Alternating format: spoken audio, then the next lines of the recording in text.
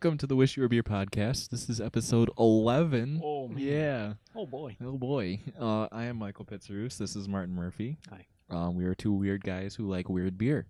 And we have a six-pack, sort of create your own six-pack, where we just kind of go out and buy 6 beers. Yeah. And we will talk about them, and we'll talk about some other stuff while we do it. So, sound fun? It does. Sounds like so much fun. And I love beer. All right, well, we're going to dive right in. I'm going for a bottle because it's on the bottom. Oh, sounds good. Oh, I'm going to wait for the bottom.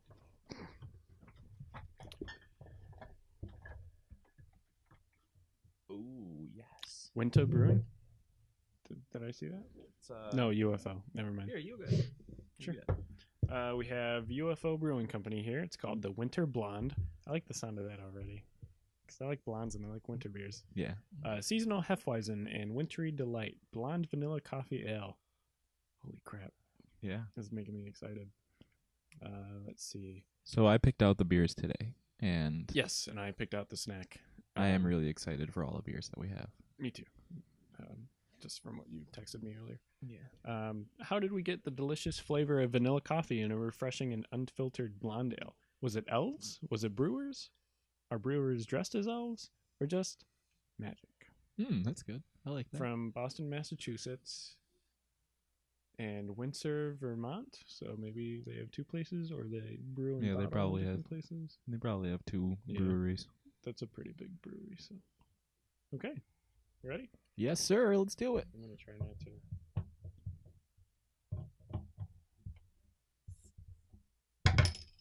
It's Hey. harder than it looks. It's kind of like awkward. Yeah.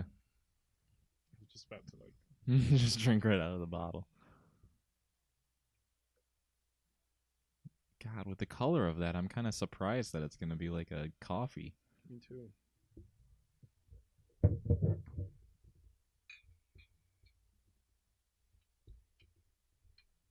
Oh, I can smell it though. Can you? Yeah, that's coffee for sure. It's like a light roasted coffee. Oh, wow. Yeah, that's nice. All right. Cheers. Beer number 1.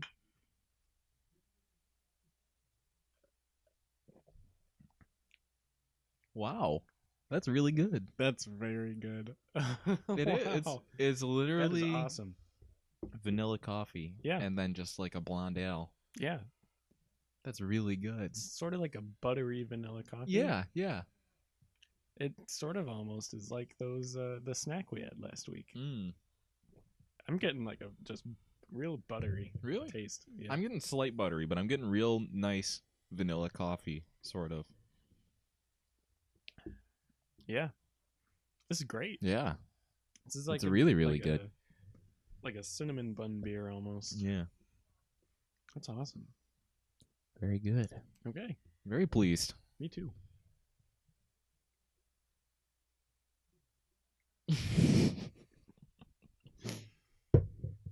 So we're going to dive into your topic there, right? Yes. 1 second. I still have this stupid cough. Hmm. All right. So, last week in the United States was Thanksgiving, Yes. and the other national holiday, Black Friday, was the day after. I wanted to talk about Black Friday and if you or I picked up anything, but I also want to talk about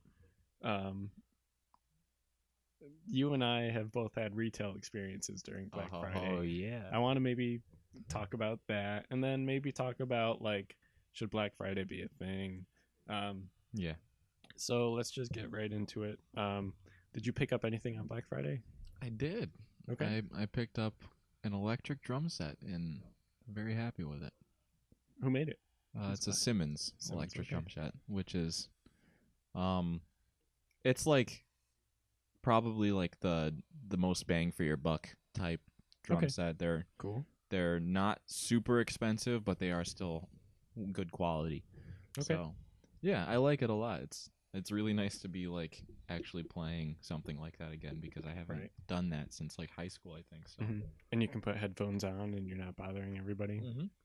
That much, that's Yeah, nice. it'll be nice for like, it'll be nice just to have in general for Mhm. like, you know, when I go to an apartment eventually, and when it's just. So have you not had a drum set of any kind for a while?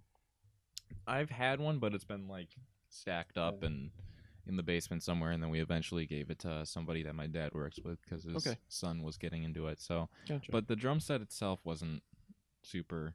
I mean, I got the drum set in like somewhere between 5th and 6th grade. Oh wow. Yeah, so I had it from like there all the Okay. way through high school, and yeah, it was fun. But the drum set itself was very, very cheap. I think I got the whole drum set for like just under $200. Awesome. So wasn't high quality make. It wasn't a name brand or anything else like that. But it was good for what I had. You know. Gotcha. Yeah. Okay. What did you pick up? Well, I want to make a call back to one of our first topics, which was your clothing topic about how we can never find clothes that fit us. And I've been meaning to replace my jeans for months, and I didn't want to spend a whole lot of money, so I've been looking at like Target jeans and Walmart jeans because I like everything else Target does. I like their clothes, so I figured I might as well try their jeans. And I didn't like the cut. I didn't like the style or the fit. Walmart was just like, really, really not good. Right. So I was like, well, I guess I'm gonna have to get American Eagle. And don't get me wrong, I love American Eagle jeans. I just didn't want to spend that much They're money expensive. right now. They are expensive.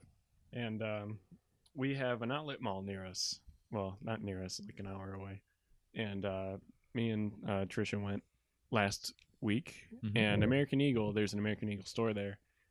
They had like an entire Black Friday week sort of thing, and it was 40% off the entire store. That's nice. Which is pretty awesome. And so I picked up some jeans. I replaced all my own old jeans, which was awesome. And I got a free blanket for spending a whole lot of money. Awesome. But not as much money as I would have spent. Yeah, right. Feels good. I like American Eagle jeans. Me too. But my just cheap perfect. jeans, the ones that I get for like work and stuff like that are classified by Hannah as dad jeans. Yeah. They're very, very cheap. I get them at Herb Phillipson's. They're like they're a Wrangler brand, and they're super comfortable. But they're like, they're dad jeans. They're baggy all around, and they go down far, and they're kind of straight. And but I like them a lot. I like the look of them, and I like how they fit. Yeah. And it's really nice for work or just even doing anything. So, like at Target and Walmart and other places, I'd just put them on and look in the mirror and be like, they'd make my like legs look weird or something like that, but when I put on the American Eagle jeans in the dressing room, I was just like, it's perfect. Like, yeah, they fit really well. It's one of I'm wearing American and Eagle jeans now. The cut fits me really well. Yeah. What do you get? Just slim, regular slim, or slim straight? I get original straight. Regular straight ones. I got slim straight before, and those were kind of like tight. Yeah. But that was kind of the style. I've got slim straights, and I like my slim straights a lot. But I got original boots, like the original boot cut, and I like those a lot. I tried on all the cuts. Yeah. I tried on skinny, slim straight, boot cut, original. I have slim boots and original boots. Gotcha. Well, you're tall, so I think the boot cut works well on you. And then I have boots. Yeah, you wear a lot of boots. When I wear boot cut jeans, they just look like bell bottoms on me. Yeah. Well, it's pretty much what they are. I mean, right? Yeah. They have to taper out to fit over a boot. So this is bugging me. I'm sorry. One thing with American Eagle is to check out. Like, I usually keep an eye online. Because online, I've seen really good deals online. I think they were $20 online. Yes, that's what you will find every once in a while that like specific styles will go on for like $20. I don't think I can buy jeans online though. You know how they. I need to try them. Yeah, I guess I need to. That's the thing. Maybe with it, now I could. Like but I feel like I need to try them. When I went in and bought like the normal boots, it was like, okay, I know how this type of boot cut fits and what size. So it was like when I order them online, I just get the exact same thing. They come and they fit the same. I hadn't bought a new pair of these are my first new pairs of jeans in like 4 years, so I wasn't confident buying online. I wanted to try them on first. And then so that was last week, and then actual Black Friday shopping. I've been wanting a smart speaker of some kind, either an Amazon Alexa or a Google Home. and because I'm a Google guy, You got the Google Home? guy. Yeah, I got the Google Home because it was like $50 off. Do you like it? The big one was pretty steeply discounted, and then the mini ones were discounted as well. And I spent all of 5 minutes in Best Buy. I ordered it. Through the app? Yeah. Yeah. I ordered it through the app and walked in, picked it up, and left. Yeah. Meanwhile, I love people doing are that with running Best Buy. around like with their heads cut off, like chicken with their heads cut off in Best Buy. Yeah. So I picked up one of those. I picked up a newer Chromecast to go along with it because I have the first Chromecast, which only streams in 720p. So I got one of the new Chromecasts that was discounted as well. So now I can do stuff like, "Hey Google, turn my TV on." That's awesome. Yeah, that's really cool. Really neat. All right. Well, we will come back with this topic after beer number 2. Yeah. Welcome back to the Wish You Were Beer podcast. We're going to finish up my topic on Black Friday and get into beer number 2. Here it is. There it is. Found it. Evil Twin Brewing. Yeah. They've been on like every episode of our podcast. So, yeah, I saw Evil Twin and I was like, well. We should make that a thing. Every episode has also, Stillwater Artisanal was one that I actually kept an eye out for. Oh, I like them a lot. Anything. So, this is Tropical Super Itchy, which is a Pilsner White style ale with passion fruit added. It sounds like some tropical disease. 4.5% by volume because we like our low alcohol content Evil Twin stuff a lot. Because that's it. There's like more tasty. There's no description but it looks really cool. It's got little like totem heads. Mm-hmm. Tropical Super Itchy. I'm gonna go to the doctor and he'll be like, "You have tropical super itchy." Sir, have you drank any Evil Twin recently? Yeah. Because you have tropical super itchy. It's terminal. You're gonna die in 30 days.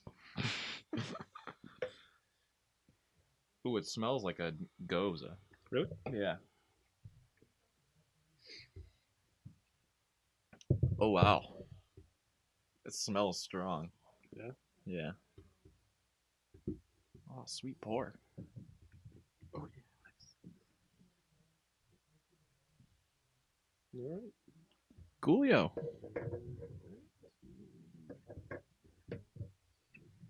Beer number 2. Beer number 2. Ooh. Smells like salt and piss. Wow. Well, that's like squeezing a lemon into your mouth. What's a Berliner? Berliner White style. It's from Berlin. Oh, well, I was wondering what the difference was. That's like really sour. Just fruity. Oh my, yeah, that's like, I can still taste it. That's like squeezing a lemon into your mouth. Oh, like your jaw clenches. It's good though. I like the taste of it. Yeah, we haven't had something like this in a long time. Did I make you laugh? Just the way you were saying that as you finished it, you're like... That's pretty great. We really haven't, though. Like, I think last time we had something this sour was probably at Now and Later. Wow, that is so sour. I like it so much. Me too. I like that it's so sour. Because we haven't had this in so long. I know. It's like we haven't had a taste like this in forever. Yeah, that's pretty great. I like it a lot. I love it so much. Oh. Yeah.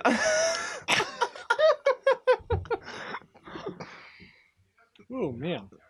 I don't think I've ever had anything this sour. I might have had one that's like more sour than this, but... Yeah, holy cow. That is... I'm like getting like aftershocks. Yeah. I'm like getting aftershocks of it. Oh, yeah. Like I haven't had a sip of it in like a minute and I'm like... Oh, that's so good though. Yeah, I love it. All right, well, we're going to move on with your topic because there's still plenty to talk about with Black Friday as we got a little sidetracked into our own little... Yeah. Mike and I both worked at GameStop for a number of years. Yes, we did. What do you remember about Black Friday at GameStop? God. Mainly the people. Like just, yeah. The one Black Friday where the systems were launched. Oh my Xbox God, One, that and was insane. PS4. That was insanity. I remember Dave, our district manager, like driving from store to store to store to store, so, like all day, Yeah. just driving. He spent all day driving, just bringing PS4s to the stores. Like he just like he'd be at our back door 1 minute with like 6 PS4s, and then an hour later he'd be back with 6 PS4s. Yeah. He was just going from store to store stocking them. That's crazy. Yeah. I remember, for me, what I remember most is the early hours, because at our specific store there was a Target across the street and a Walmart up the road, and I remember we opened around like midnight every day, every Black Friday, and we'd be pretty slow for the first, like until maybe like 5 a.m. because I think people would go to Walmart first and then Target. Yeah, Walmart and then and Target were the maybe big even hits. a few other places, and then they'd like remember that where they were there. And I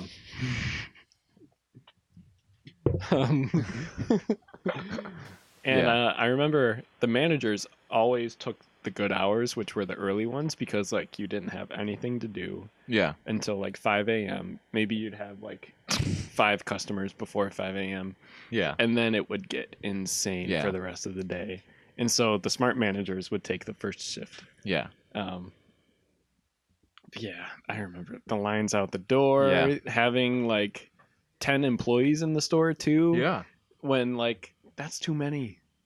I remember, and our store was tiny too. Yeah, and having so like 10 people in that store, like being employees, was like you added like an extra third of everyone in the store. Right. I remember like,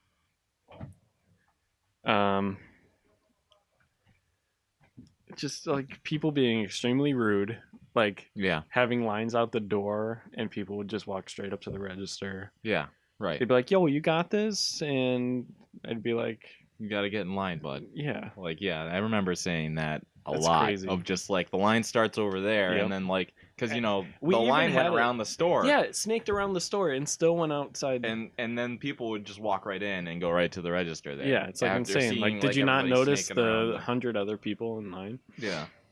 I remember the stress levels were just like. Yeah. I would like wake up on Black Friday morning and like throw up because my stress was just through the roof. Yeah, I remember missing Thanksgivings with my family because I had to go in early to put up marketing that was only up for 2 days. And then, because of course we opened at midnight, but what that meant was me and like my manager and maybe another employee were working at like 7 at night, Thanksgiving night, to put up marketing and all the signage and all the deals and stuff, and took hours and hours. Yeah. Only to be torn down in 2 days and thrown out. Right. And like that used to piss me off so much.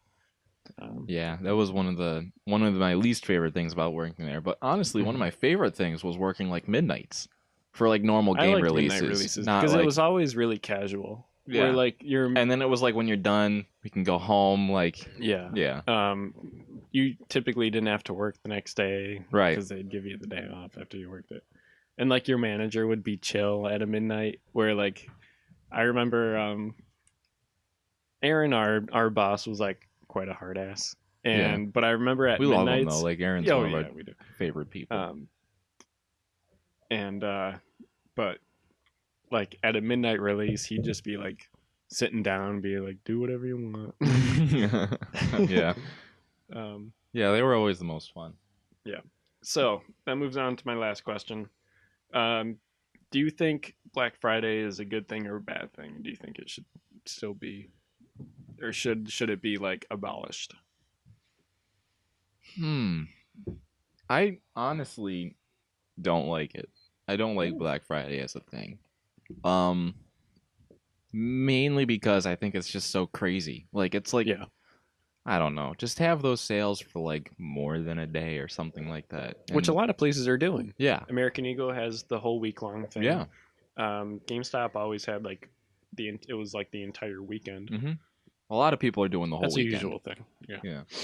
But like I feel like having them for longer at least, where it's like sort of like don't rush in right away sort of thing, because like there's a lot of bad things that happen during crazy people, Black Friday, or what is it, the Thursday night stuff whenever it starts, because my brother went out Black Friday shopping Thursday night and went to Walmart and Target, and it was an absolute madhouse at both of those places, which I couldn't even imagine. Yeah, like, me neither.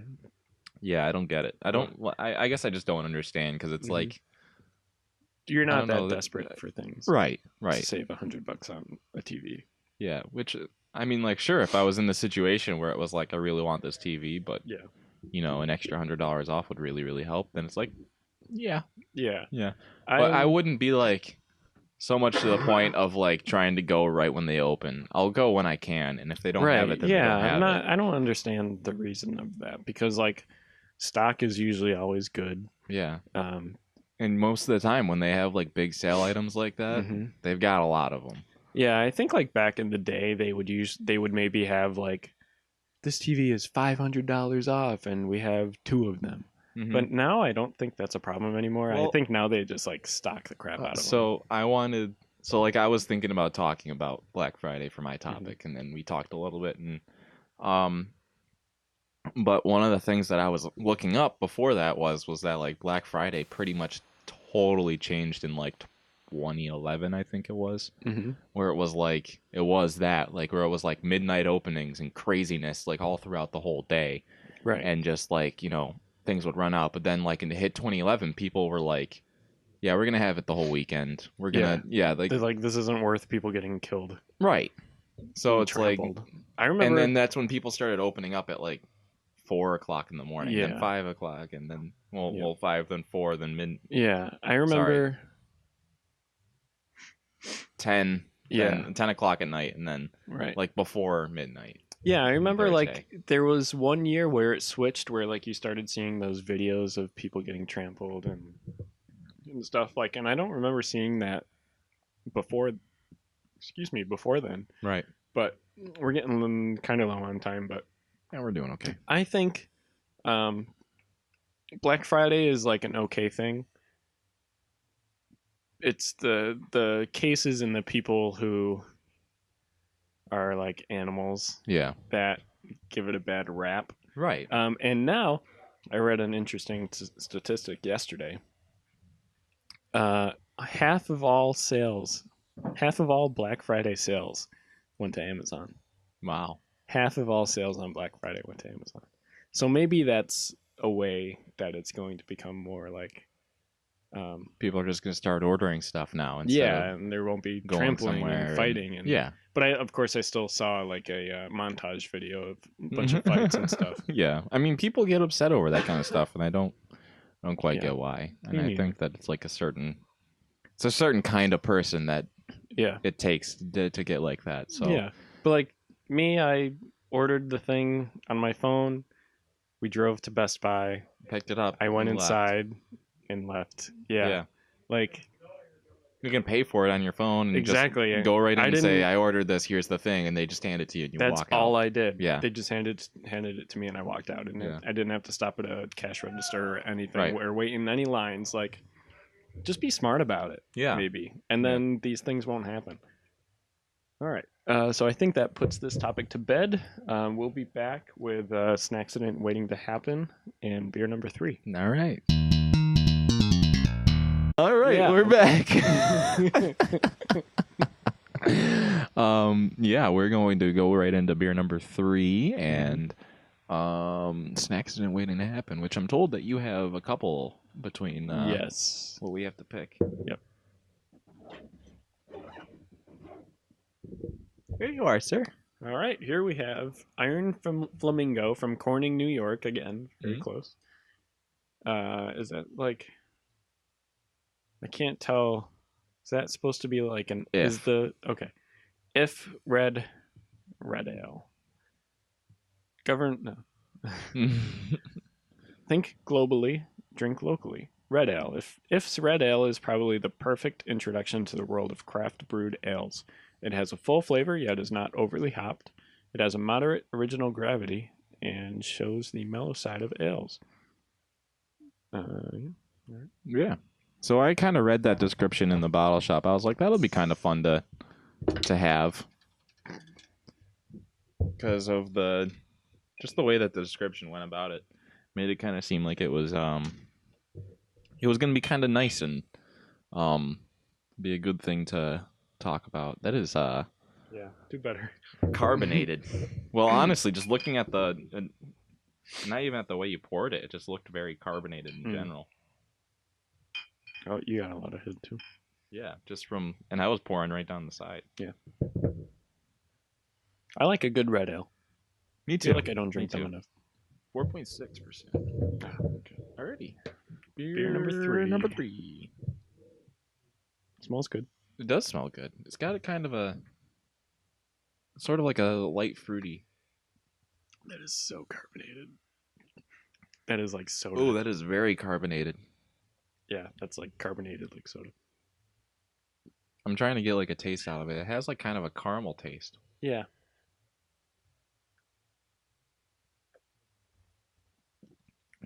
Yeah, a nutty caramel. Yeah, I tried leaving it in my mouth a little bit, and it's just too carbonated. I couldn't even it was just like bubbles were forming on my tongue, and I just wasn't tasting anything.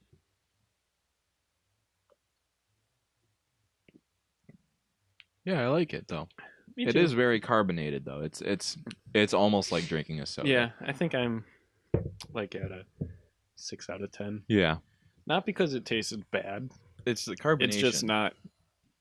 It doesn't have a good mouthfeel. It's really carbonated. It is very carbonated. I'm not saying that I'm taking away 4 points because it tastes bad. It's just not extraordinary. Yeah. It's good. I definitely think I agree with the description on it, where it's a good introduction to.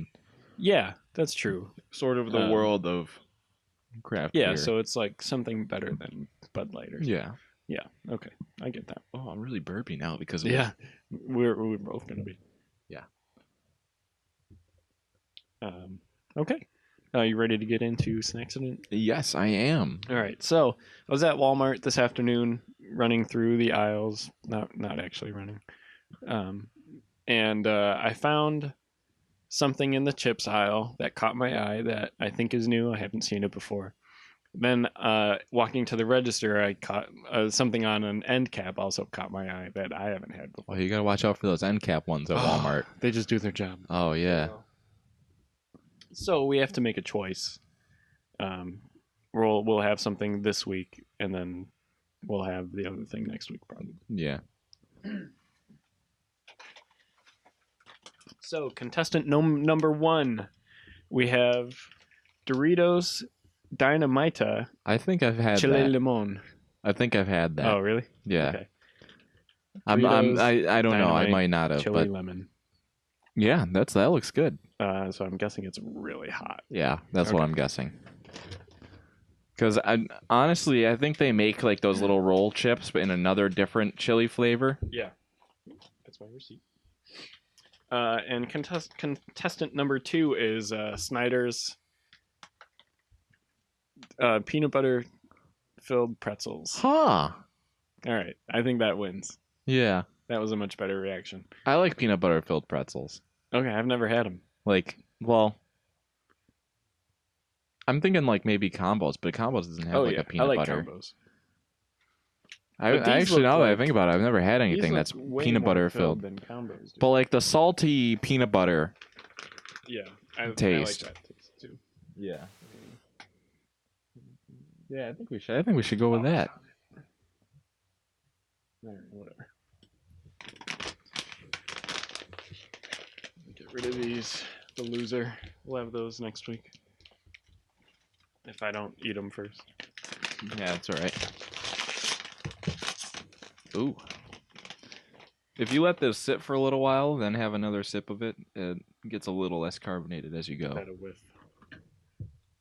Wow. It smells like peanut butter. That's real peanut butter too. That's not Oh, but I'm also getting the salty pretzel. Yeah. That's good. I'm actually really excited for this now. You know what I'm already thinking of that would be really good? Huh. Caramel filled pretzels. You'd get the salted caramel flavor. I've had that. Oh, okay. Combos makes a salted caramel combo, Mm. and it's very good. Okay, I already have an opinion. I didn't get much peanut butter. What? Too much? I didn't get much peanut butter. Oh. I need to move this. I'm out of frame. Okay. I'm ready.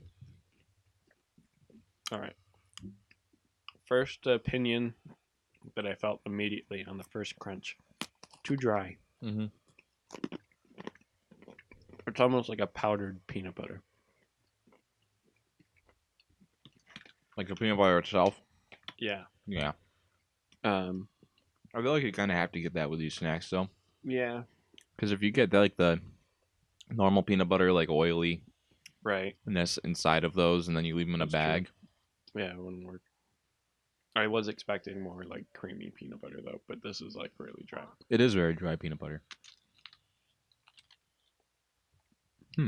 I like it though. Flavor's good. Yeah. They work well together. It's not like repulsing. Right.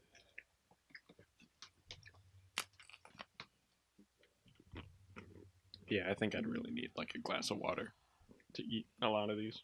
Yeah, definitely. Because of the dry peanut butter and the saltiness. Mm-hmm. Very good though. I like these a lot. Me too. I don't think I could eat too many either. That's not a bad thing. I think I'd have to eat them sort of sparingly. Some things I can eat an entire bag or box of at once. These I don't think I could. Yeah. It's hard to talk when like you're trying to finish one because it's like It's really dry. yeah, it's very good though. Mhm. I like them. Me too. All right. Okay. Let's see how it tastes with the beer.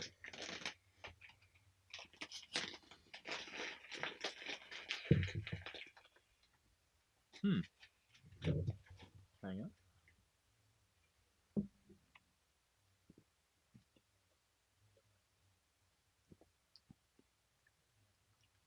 I like the taste of it. Yeah, it's not bad. I don't think they change each other very much. No, I'm not getting like a different sort of like Right. more hints It of tastes another just thing. like the beer. I definitely think that it's carbonated down a little bit. Yeah, that definitely is better on it's the helping second with the taste. on the second taste. I don't know if I would be able to drink this out of the bottle. Yeah. Made a mess. Yeah, because it's just like so carbonated to the point of like, yeah, I don't think I'd be able to do that out of a bottle. Yeah, it'd be too much like soda for me. Mm-hmm. Because after pouring it, and it was that carbonated then. Imagine what it would be like in your stomach. Mm-hmm. Oh. Yeah, we're letting so much of the carbonation out by pouring it. But if you just drank it out of the bottle, that would be all in your stomach. Yeah. You'd be burping a whole lot. A lot more than we already are because I'm burping a lot. Me too. All right. Alrighty. We'll be back with beer number 4 and our fantasy newsing. Newsing, is that a word? I don't know. Newsing? Our book stuff. Yeah. All right, we'll be back. Welcome back to the podcast. We're going to get into beer number 4 here and then do our our book talk and our nerd talk and stuff. So this is going to be the Nitro redemption round for me. Yes. So this is Left Hands Brewing Company's Bittersweet Nitro, which is an Imperial Coffee Milk Stout.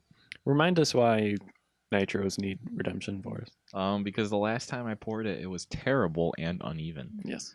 8.9% alcohol by volume, so it's okay. a little interesting. boozier. They don't typically get that high, right? The last one we had was kind of high, but the last one was. I think it does that because it's a Nitro. Yeah. My book. Oh no. No, the book's fine. Okay. No, you do go a little bit. Oh, do I? It's on the cover. That's sad. It's on the dust cover. It's fine. Can't even tell.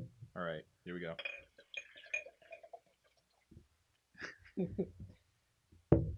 I think that was good. Yeah, do mine. It's so funny to see you pour those. Dude, so the guy at Branching Out that I still need to figure out what his name is. Yeah, I don't know the husband's name.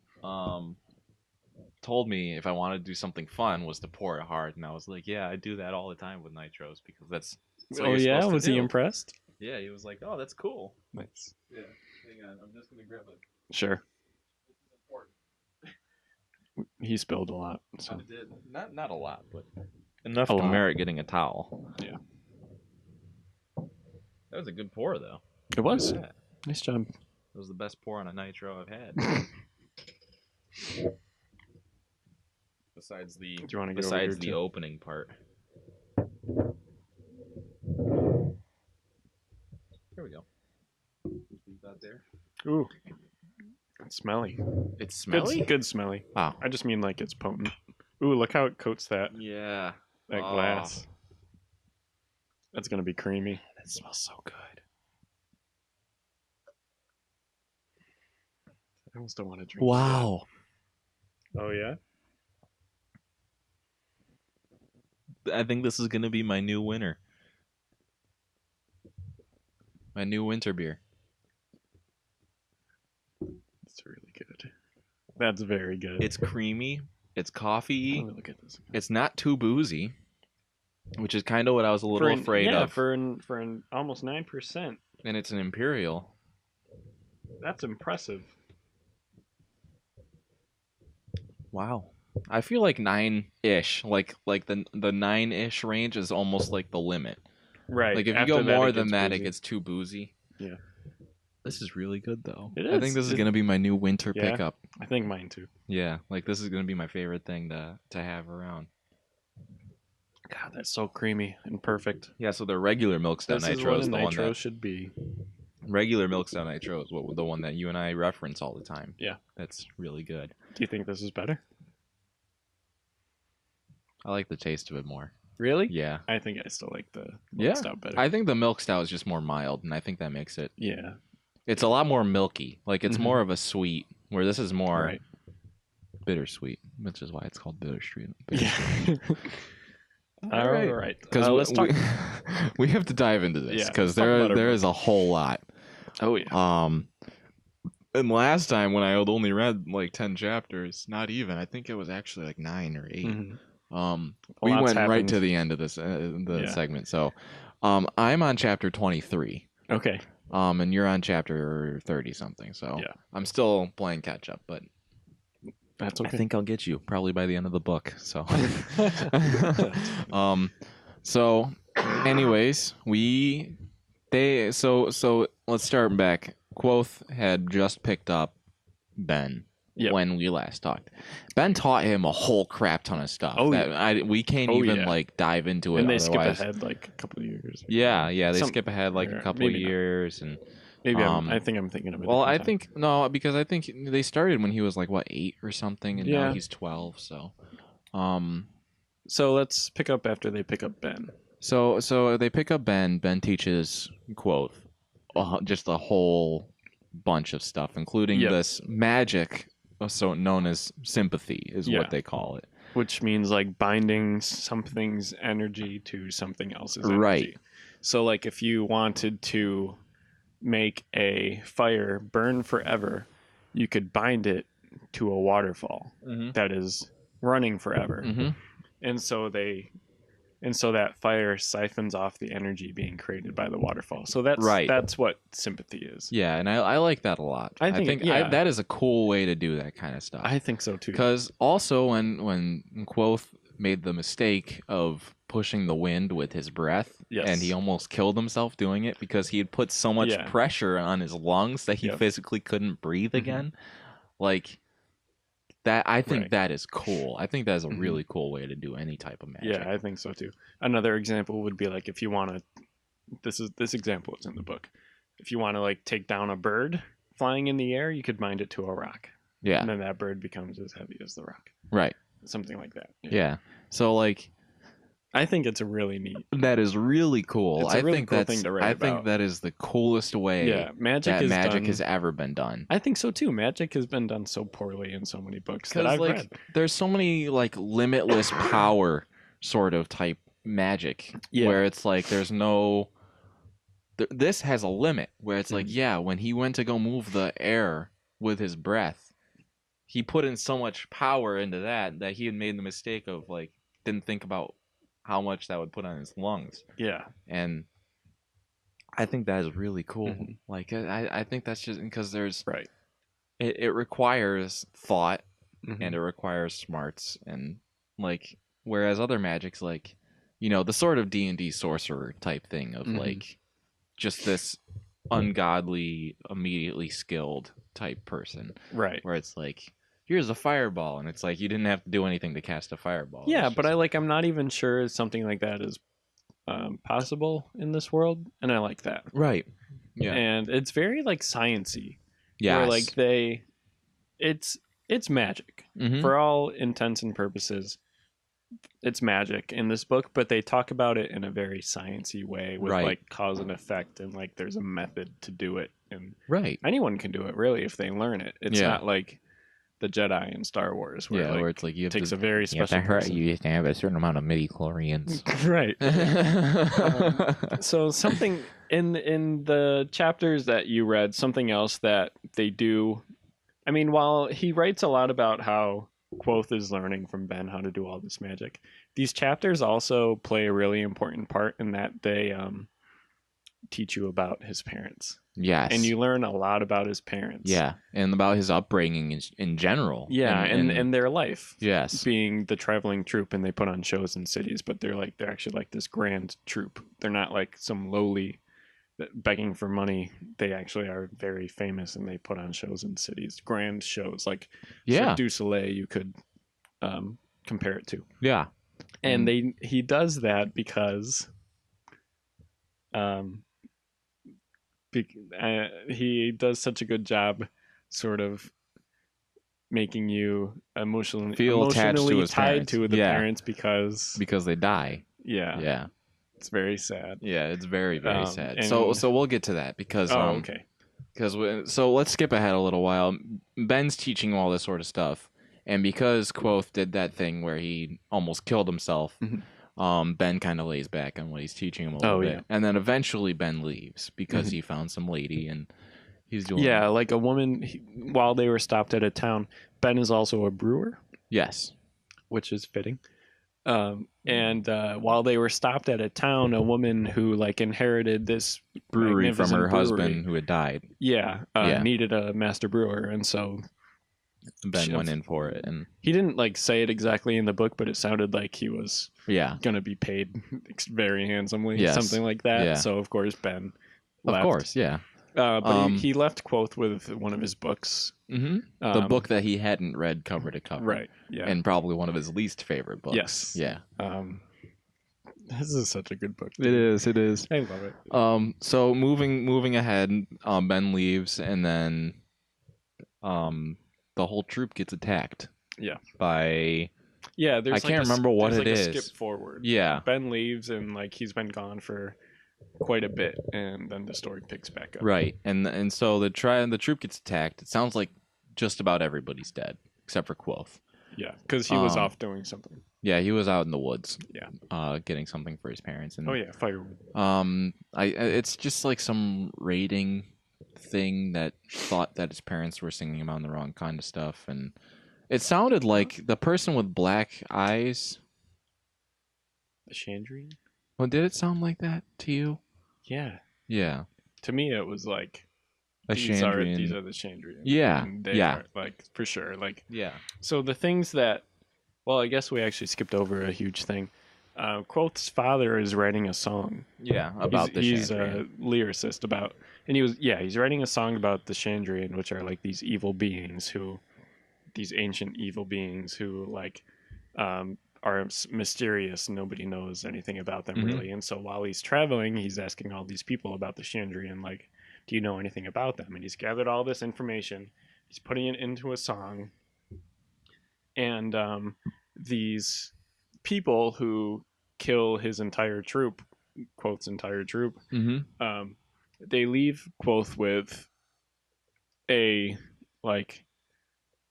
They tell him something, and they leave him with this. They said, "Your father was singing singing about their own about stuff." Yeah, things Pretty he shouldn't much. have been. Yes. Yeah. And then, which makes me believe, obviously, like, well, They these are must the be Chandrians. Yeah. And they were very mysterious, and like one of them had completely black eyes, and he was like veiled in shadow. Yeah, and that so was like the these whole weren't just regular description. people. Yeah. They're not just like regular criminals. They are like. Did you notice how the clock was on 3:11? Yeah. Yeah. Happens to me all the time. Yeah. Like looking at the clock in the car is at 3:11. Yeah. It's weird. My favorite band is 3:11. So yeah, Quoth's family and troop is killed. He's left alone. He's now like homeless. And he catches a ride with this farmer and his son to like the next major city, which is called Tarby. Yeah. And they get there, and Quoth pretty much becomes a beggar at that point. A kid. Yeah, a kid. I think they had mentioned that like just before that he was 12 or 13 or something like that. So and a couple like just another significant thing that sort of happens is that he gets like a silver dime from a person, and then like a guard sees him and he tries running away from the guard. Guard pretty much kicks the crap out of him. Yeah, in an alleyway, almost kills him, and then Quoth gets picked up by these two sort of demons that are just really, it sounds like people with demon masks on. Well, yeah, we say quote demons because there's this festival going on in the city at the time where people dress up as demons, and just demons, and one person dresses up as like their god. Yeah, and the demon god comes and he like vanquishes scoops the demons, him up, but it's like a fun thing that happens. But these two people, Quoth this is like in the middle of winter, around like Christmas, basically. Well, I don't know. I think it's like more of a. I think it's more than that too. On top of that, do you think they were like actually? No, but like when Quoth was all down and like bloody and everything like that, they were talking like we don't want them to think that we did this. So it's like I wonder if either like the festival gets either that serious or if like that's like. I think they were just being cautious. Yeah, maybe. I don't know. Yeah, I don't know. Anyways, the head demon guy, I can't remember what his name is, but he gives Quoth what sounds like a significant amount of money. He like helps him up, gives him his gloves. Yeah, I believe, and then like gives him a bunch of money. It's like a silver. It's not a silver dime, but it's like a silver. It's a lot. It's a bigger silver thing. Which is it pays for his blanket, and he goes to an inn pretty much and gets a blanket and drinks and food. Because he's homeless. He lives on a roof. Right. Yeah. While he's homeless, he's a homeless child begging for money, and so this money that these two people give him helps him a lot. Yeah, it helps him quite a bit. Anyways, so we'll be back. That was the end of our fantasy segment. We'll be back with beer number 5. Yes, and Mike's topic. My topic. Welcome back to the podcast. We're going to get into beer number 5 and start Mike's topic. Yeah. Here you are, sir. Ooh, money. So you can see slightly in the upper left of all those money symbols. Oh, money tree. Look and at then that. In the bottom right. Stillwater. I would not have noticed that. I didn't either until literally like a little while ago. That's cool. Stillwater artisanal. Which is one of our it's one of our favorites. One of them. Yep. Seems like we have 2 breweries on every episode, and that's Stillwater and Evil Twin. Yeah. Exactly. This is a Goza style session India Pale Ale. So is that going to be like a hoppy sour? Yeah, that's what I was thinking. 4.6 alcohol content, brewed in Boston, Massachusetts. Yeah. I don't know what this is. I don't know. I wonder. It says 1 pant. Focus in, maybe. Yeah, one pant, and then pant 1 KCR or something like that. Yeah. I don't know. If you know what that is, please comment on the YouTube video. Yeah, and leave a question while you're down there. So I'm hoping for kind of like a like either a sour IPA or a hoppy sour. Just by the look of this, I think it's going to be really sour. Like, I'd put money on it. Oh yeah? Yeah. By the smell, too. Does it smell like, does it have like that salty sort of? Salty piss. Yep.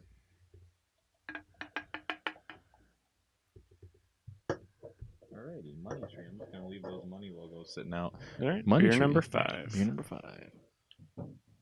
No, that smells more like an IPA.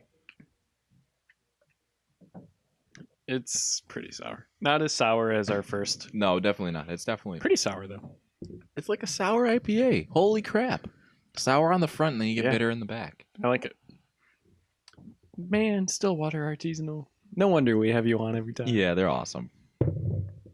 I just continue to be like impressed with what they do. I like that a lot. Yeah, and like the sour taste is even fruity. Mm-hmm.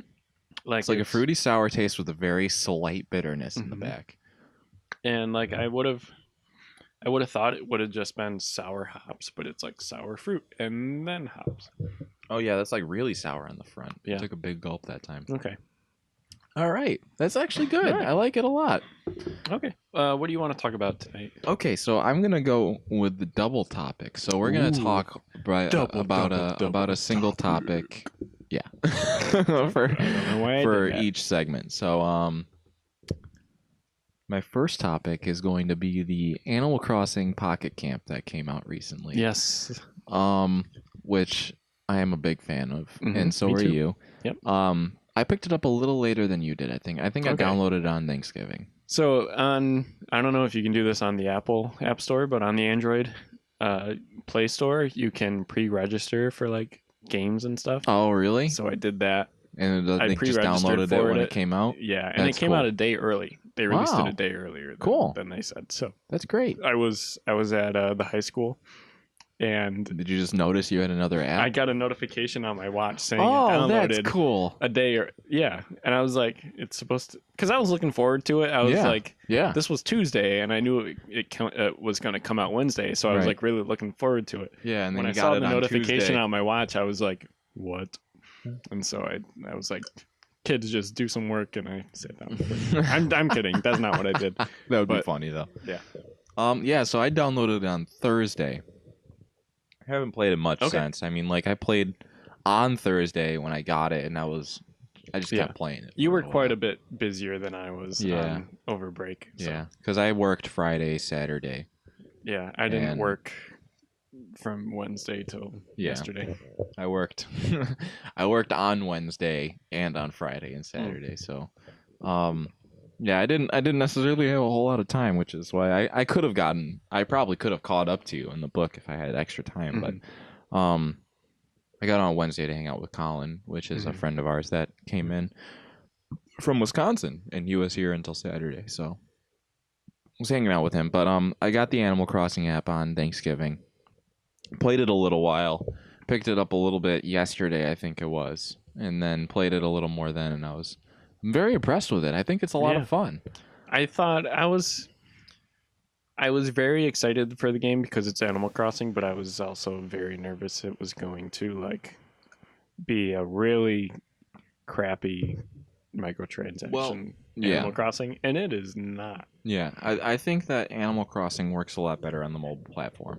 I think so because it's even when it's on like DS or the core games are even like games that you check in a little bit every time. I wouldn't play an Animal Crossing on the Switch because the Switch I don't think is portable. I think Animal Crossing is a lot more fun when you're just like out doing something, sit down and you're play. Just checking in every so often. Yeah. I think it works really well on mobile. Yes. Because this game in particular is sort of a dumbed down version, and that's why I really want a Switch version. Because this one has like the resource gathering thing, and like the errand running thing, right? And the decorating thing, but it like the core Animal Crossing games have so much more than that, and a bigger world too. I'm sure you've noticed that all the little things you go to are like these tiny, tiny little things. And so they're very small. I'm sure they'll add more in the future with downloads and stuff. But it's just like a really dumbed down Animal Crossing experience, which I love because it's on my phone. Yeah. But if I had a regular Animal Crossing experience on my Switch, I would play it. Yeah. I did enjoy what was that one that came out for 3DS that was New Leaf? New Leaf. Yeah, I enjoyed playing that a lot. I put hours and hours and hours of my life. It was a fun game. Yeah, I really enjoy it. It's fun. It's nice to just sit down and just kind of take your mind off of things just for even a little while. So yeah, I like I said, it has the decorating element, which is like the biggest element of Animal Crossing. Yeah, where like in the core games you have your house to decorate and upgrade, and you can expand on it and make it bigger. In this game, you have a campsite that you can pretty much do the same thing with. Right. But you also have a camper, like an RV that you can upgrade, just like you can in your house. Yeah. You drive it around. I can talk without you. Yeah. So I think that's all we'll talk about for now. Yeah. It's just a fun game, and we're giving it a good review. Yeah. If you could call this a review, it's fun. Yeah. It's light. Yeah. Like, it's not a game that you have to spend 5 hours at a time playing. Like, right. I check in for maybe 10 and also minutes like every day. because of that, it's like I feel like it doesn't destroy my battery too. So me too. That's nice with a mobile game where it's like something that you can play all the time, but then it's like like Pokemon I'm out of battery Go, and it's noon. So in Pokemon Go, you need that open as you are like doing stuff in it. Yeah, and that kills battery. Right. But in Animal Crossing, you can like queue something up and then just leave it. Start doing everything else. Yeah, close the app and That's awesome. Alrighty, well, we'll be back with beer number 6, and I'm going to talk about something else for my topic because I'm going to do the duo topic. Yes. All right. Welcome back. We're going to dive into our beer 6, which is last but not least, and then I'm going to talk about another thing, which I am very excited about for both of these things. Me too.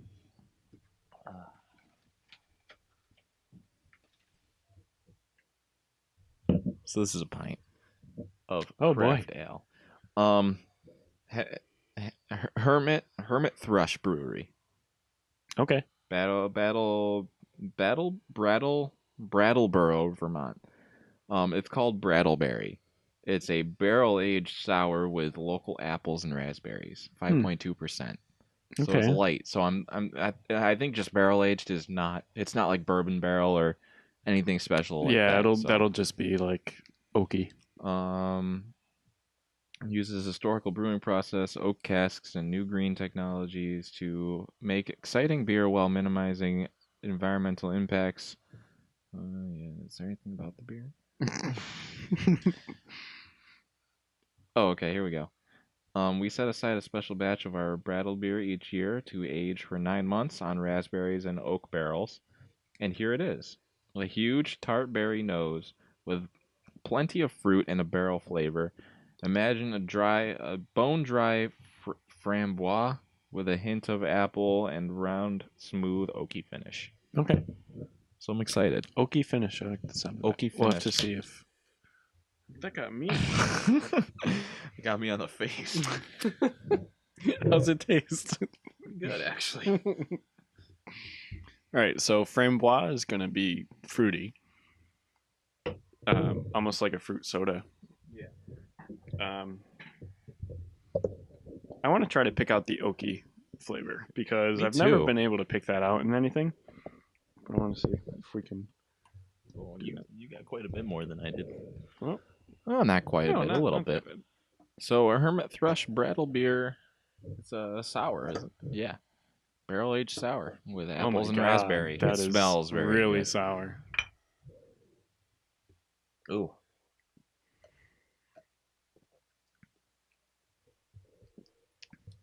I like it. I like it a lot. Me too. I can't pick out the oak flavor. There's just too much other stuff. Very sour. I'm getting apple and raspberry. Yeah, me too. Yeah. Hang on. Yeah, I'm not getting into the oak yet. Me neither. I'm not sure if I could taste it if I wanted Maybe to. it's something we'll have to drink a little. Let it sit while we talk. It's very carbonated. It is. It's pretty carbonated. Mm-hmm. It's not as carbonated as the red that we had. Where I feel like reds and brown ales are quite carbonated in general. Yeah, you're right. Yeah. So I mean, like that in general makes them not my favorite, but I like this. This is very nice. Yeah. It's God, the tastes are just very good. Right. Yeah. Yeah, it's like The apple and the raspberry are both very prominent. I do taste the apple and the raspberry, but I'm almost getting like a strawberry rhubarb pie from it too. Slightly, yeah. Yeah. Mostly raspberry though. Mostly raspberry. The apple I can like. The apple's there. I'm tasting so little apple that I might just be convincing myself of it. I'm mostly getting raspberry. I'm getting a little apple. Okay. I'm getting a little apple raspberry. I'll have to try it again in a few minutes. Yeah, we'll talk and we'll drink and see how we go. So my next topic is we sort of talked about having like a fantasy topic, but I really think that there's so much to this book that this book is that's just its gonna own topic. it's just gonna have its own topic for until we're done with it. And then maybe when we're done with the book, we'll hop on and do a topic about whatever D&D thing that I'm doing. So let me finish burping first. So I am starting a new D&D campaign with you and Eric, hopefully as characters. And I got that the book that George R.R. Martin wrote, it's called The World of Ice and Fire, but really it's the history and the lore and everything that you need to know about the world and the history of the world is there. And of Game of Thrones. Of Game of Thrones, yes, sorry. And it's amazing. Yeah. It's really, really good.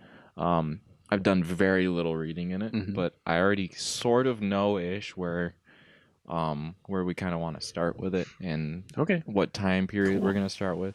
So I'm just going to talk a little bit about that. Sure, go right ahead. And get your thoughts, because you're going to be a player in the game, and it'll be nice to kind of bounce some ideas off of you that aren't super prominent to the point of like I'm spoiling something about the world to you, but which I wouldn't be because you would know certain history. But I've read enough fan theories. Yeah. So you were kind of thinking about doing like an X Night's Watch person. Yeah. Which I love the idea of. Yeah. I absolutely love it. It would be which means I could be killed if I'm discovered and stuff like that. I like the idea of that so much. Or like or something along the lines of like you were banished or something from it, or like maybe the leader was doing something, which is what I have to find out. Like what leader of the Night's Watch was there during this time period that we're going to be doing, which this time period is going to be during it's going to be pre-Robert's Rebellion. Yeah, which is cool. It's going to be before anything, because if I did it during the Game of Thrones books and the whole series and everything like that, it would be kind of samey. Yeah, it would just be kind of like bland, I think. Yeah, but like you'd have to like figure out, because like there's so much going on in the world at that time, right? That you'd kind of have no choice but like include some of it in the story, right? Because like I wonder what like the normal folk are thinking during the TV show when they're like, "Did you hear that there was a dragon up at the wall? The wall fell down, dude. It was a dragon. Like, dude, we're all gonna die." Yeah, like how could you make a campaign out of that? Yeah, I don't and know. Not include the things from the book and the show. So like having it placed in another time period, it's sort of like it would be hard to do it during that time period because you're putting people that could alter the world into an already set world. Yeah. And I don't want to have that kind of experience of like, this is just going to be you guys sitting here and I'm telling you a story and you're going to roll some dice and it's going to be nice. But I kind of like the idea of whatever the characters do. Kind of, the world is malleable to the characters, which I like the idea of, which I've done before and it was fun. So, I'm going to start in the Robert's Rebellion area, which is going to be kind of easy to read about because each sort of area in the book has this place during the dragons, or like during the rule of the dragons, which is during the like pre-Robert's Rebellion and everything like that with the Mad King. And I think that's going to be a great place to start. It's just going to be easy to know about all the stuff going on in what places. The history of stuff like the Night's Watch, who's running the Night's Watch at the time, and maybe what they were doing that was found after they died. Maybe you found that out prior or something, and that would be fun to just kind of do. And so I mean, like Eric hasn't. I keep asking Eric about his character. He hasn't put much thought into it, but I told him a little bit about your character, and I said that maybe you could be from the same sort of area, but not. I mean, like you guys could both be Night's Watch and like best buds, and like one person finds out one thing and you guys leave together. Right. Maybe something like that. Yeah, that would be neat. I really like the idea of having these more unexplored time periods. Yeah. Explored by us and the campaign. Yeah, see, it would be like you guys exploring them as you were, you know? Right. Like, oh, we get to this area, but like, holy crap, this area is like this, because I remember it in the books and like the TV show. It's not like that, but it's like, well, it was like that. Yeah. And then, that's really cool. Yeah, like Casterly Rock. Like that's one that's like there was a specific Casterly Rock era during the dragons and stuff like that. So, yep. I thought that kind of stuff would be really cool for us to kind of play through, and I'm really hoping that we can get it started soon. I think if I set like a date of like here's when we're gonna do it, that'll move things along. Then better. We can make it. Yeah. Like, are there? You've read more than I have, obviously. Like, are there sort of formidable enemies before in this time period? I think so. Because, like, of course, in the TV show and the books now, you have the White Walkers, which is like the most formidable enemy. The White Walkers were more of like a myth, I guess, like north of the wall. Yeah. So, like, if you guys, I'm gonna pretty much set you guys into space, and you guys are gonna do whatever you want. So, like, if you guys choose, you could go north of the wall. Yeah. And, like, just how you go about that, maybe that's what you guys... If you guys both are part of the Night's Watch and you agree that here's how we get out, we're going to go north of the wall. You're going to fight a ton of stuff like wildlings that are going to be like human barbarians. Okay. And then eventually you get north enough, there's going to be White Walkers and Wits or Whites, whatever they're called. Whites. Cool. I'm excited. Yeah, so that'll be fun. It would be fun to do sort of a north of the wall. Yeah. Just kind of like if that's how you guys would do it. But that would be fun. But you know, that's also based off of what you guys want to do. And I'm literally like if Eric also wants to be a part of the Night's Watch, I will put you at the wall and say, where do you want to go? Because it'll be your guys' choice of here's where we're running off to. So, like, you could either go south or you could go north. So, ooh, if I'm like a banished knight from the Night's Watch. Yeah, I couldn't think of what it's called. Yeah, and I like retreated north and became like a wildling. That'd be sweet. Yeah. Although there's already, what's the guy who died but who was like the leader of the wildlings? That's exactly his story. Oh yeah. Mance Raider. Mance Raider, yeah. He was knight of the Night's Watch. Mm-hmm. And like he defected. Yeah. Yeah. So, but I mean, like that could also, you guys could be going north for glory or something where it's like we want to fight the wildlings. That's true. Yeah. Instead of join them, or all in all stay separate and just try to avoid them as much as you can and just be there.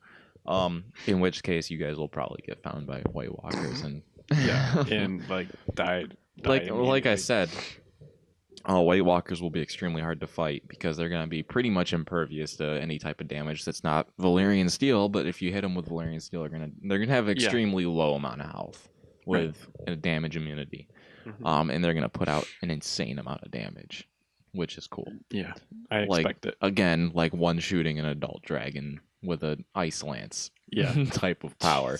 So so that excites me.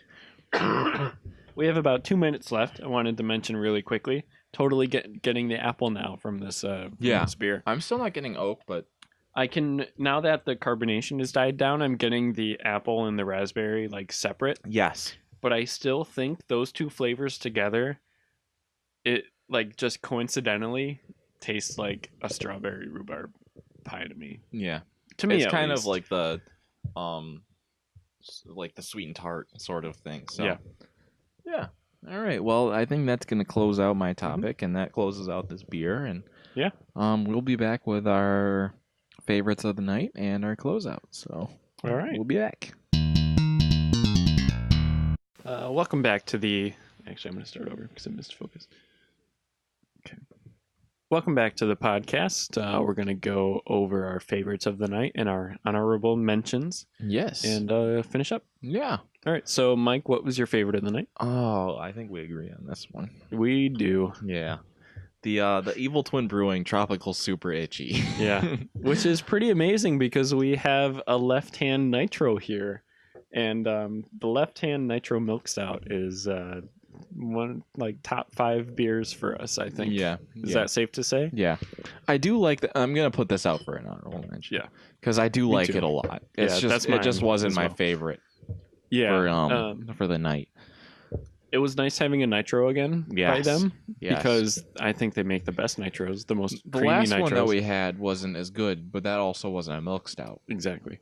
Their milk stouts and their milk stout nitros, I think, are very, very good. Yeah, this one was good. I just felt like flavor could have been better. I think it was a little too dark. I think it could have for been me. a little more milky. It was a bit rich. Yeah. But yeah, if it was a more milky or a lighter taste, I would have liked it. Yeah. But the Evil Twin, we had 3 really sour beers tonight, which we have not had in a long time. I was actually surprised because I totally forgot about this one. Yeah. And when we were talking about like we've had a lot of sours, I was like, yeah. And then I pulled this out and I was like, yeah, this is a 3 sour episode. It's funny because Mike and I, when we were going to Now and Later every Friday night, that's all we would drink. Mm-hmm. It was like, what new sours do you have? It would be the first one would be what new beers do you have that are like really new and interesting. The second thing would be any good sour. You're like, give me a good sour. And so that was like all we drank. And now with doing the podcast, we are challenging ourselves a bit more. So like having 3 really sour beers on the podcast has been really rare. You can look back through the episodes and see that we've been kind of avoiding them. We've had like some sours on the episodes, but none this sour yet. Yeah. I don't think. And we've had 3 on one episode. This is the most sour we've had. Yeah, for sure. On the episodes. This one is like sort of a sour red ale to me. I think it's tastier than a red ale. Yeah. Yeah, because it's more of like a fruity. You know what it reminds me of? You remember that like the rosé beer that we had? Mm-hmm. Kind of reminds me of that, but sort of sour. Yeah, you're right. You're totally right. The Evil Twin was like just it has passion fruit added in it, but I really did not get a whole lot of that. I got a little bit. Yeah, but it was mainly like punch you in the face lemon sour. Like for me it had was a very like, lemony taste with a passion fruit sort of a take in the backside. Of just like hit you in the face, clenching in the back sour. Yeah, for me it was like a lemon head, one of those sour candies, lemon candies, or if you just like squeezed a lemon into your mouth. Yeah, and I really love that. That would be fun to make like a whiskey sour out of. Ooh, that's a very good idea. Like add that with whiskey and that's a wicked good idea. Yeah. Like so many sours try to be very complicated and have multiple tastes. Yeah, maybe. Right. And sometimes the really, really sour ones are more of just like a vinegar sour of like just drinking vinegar. It's like really sour. Right. But this one is just like a lemon, a whole bunch of lemons squeezed into like a light beer. Right. And it's awesome. Yeah, it is great. I really liked it a lot. Yeah, I felt like the sour taste. This was the IPA, right? No. Okay. The money one was the IPA. Okay. Which was also pretty good. It was that too. This one tasted like the sour was separate from the beer. Yeah. I think. And that's why I like it. That's why it wins my favorite of the night. Oh, I totally agree. I think that it's definitely like a hit you in the face with sour, but it had very, very good taste on top of that, which I really enjoyed. And it doesn't, I don't know, maybe that's what a Berliner Weiss style ale is. A sour, that's just like a fruity beer. Yeah, I guess so. Because it doesn't advertise as sour. It doesn't at all. So, yeah. I mean, Evil Twin, keep doing what you're doing. So yeah, I mean, we keep giving you our favorites of the night. So yeah, our last one, was it? No, two ones ago was the A is for Apricot. That's the one that I got. That was Evil Twin. God, I can't even remember the last episode. We just had a lot of good beer on the last episode. Yeah, holy crap. I think during like our favorites and honorable mentions, we had like 3 of the beers out. Yeah. Right. Yeah, we did. You're right. Yeah. All right. That's going to wrap it up for tonight's episode. Yes, it will. We hope you enjoyed it. Of course, if you have a question or a recommendation for a topic or a recommendation for a beer, please leave a comment on the YouTube on our YouTube video. Yeah. We have so much time now for the closeout. I don't know what to do. The past 2 episodes, we've been rushing it. Don't also like you can leave those comments and whatnot on our Facebook page or Twitter or Instagram. Yep. We're on everything as WYW Beer Podcast. Yeah, or WB WYWB Podcast. Also, go out and pick up Patrick Rothfuss's Name of the Wind. Yes, it's a wonderful book. It is an incredible book. It so good. I'm gonna use a lot of his models of like here's how to describe things as like it's gonna make so good. I'm gonna use that in like the D&D podcast, the D&D game that we do, which will be I think it's gonna immerse you guys into the world even more. I think so too. But yeah, definitely go pick this out. It's an extremely good read so far, and I mean like I'm like 23. Like this is literally how far I'm into it. Like I'm about little 23 less than chapters half so at this point. Yeah. So I mean, like, it's a good read, and people should pick it up. So it's so good. Yeah.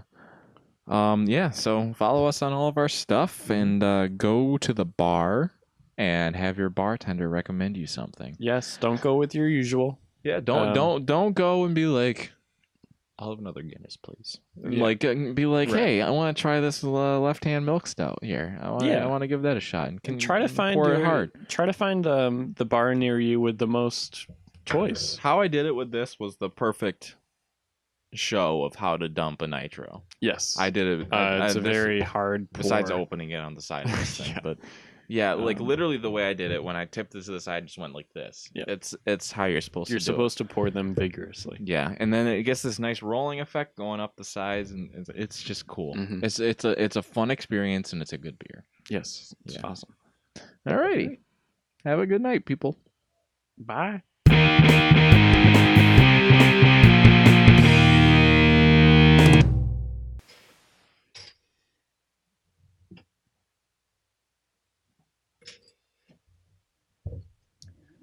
Welcome back. We're going to get into beer number 5 and then Mike's topic. Oh, I didn't get a topic. Okay.